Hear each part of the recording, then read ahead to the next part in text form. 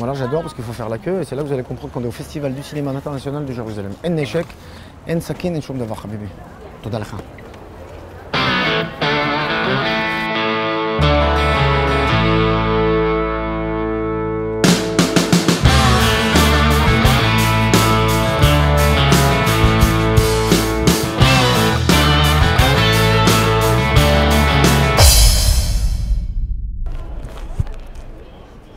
Salut, c'est toujours moi, Danny Cohen, avec ma méga revue de presse, un peu particulière aujourd'hui puisqu'elle a lieu ici, à Jérusalem, sur l'esplanade de la Cinémathèque. Bonsoir. C'est un festival international du film qui a lieu ici depuis 25 ans. Il y a toutes les stars internationales, les De Niro, les Sharon Stone, les Banini, les Jane Birkin. Puis je vous raconter, si j'ai le temps, des petites histoires intimes qui m'est arrivées avec elles ou avec eux. Mais avant tout, ma revue de presse avec tout ce qui se passe en Israël, les côtés un peu sympathiques qui vont nous faire éloigner de ce qui se passe avec la politique. A tout de suite. Alors, Israël Hayom, ce matin, comme tous les journaux, il va traiter l'histoire du polonium. J'espère que vous savez tous ce que c'est maintenant le polonium. C'est le produit qui a été soi-disant ou qui a été retrouvé dans le corps de Arafat. Et c'est Madame Arafat Soua qui fait une pause dans ses achats sur les Champs-Élysées et qui va donner tous les vêtements de Abou Ammar, puisqu'il était appelé ici en Israël Abou Ammar, pour faire une enquête et de vérifier de quoi Arafat est mort il y a bien maintenant 5 années.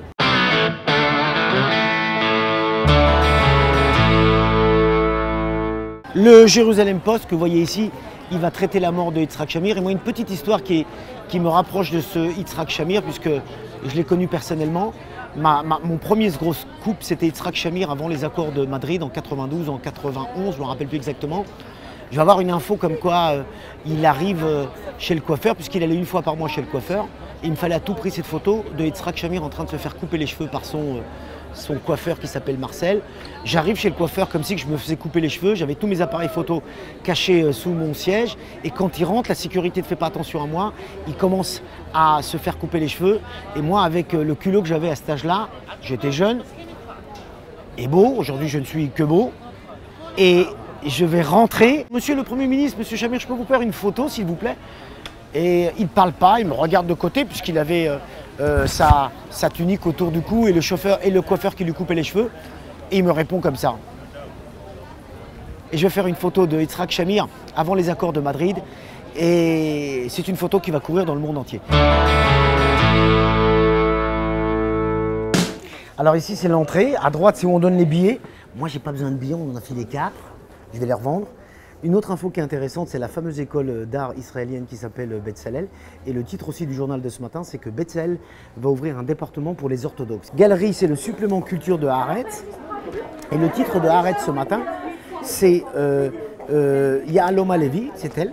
C'est elle qui va, au début des années 90, fin 80, créer les radios en Israël. Jusqu'à fin 80, les radios, c'était simplement la radio nationale ou la radio de la mai. Elle va, avec son savoir, avec son charisme et sa personnalité, elle va créer les radios en Israël. Elle arrête tout, elle a fini la radio, ça la fatigue, et elle a décidé d'aller ouvrir un troquet à Tel Aviv pour se consacrer à faire des expressos ou des plats de riz. Je vous vois la semaine prochaine, gros bisous à tous, merci, bye. Alors ça, je vous présente, c'est Sari Raz, c'est la présentatrice de la culture de la première chaîne israélienne, c'est la plus légendaire. Yaron, c'est le mec qui va faire le programme qui a un goût de Shabbat, le vendredi après-midi.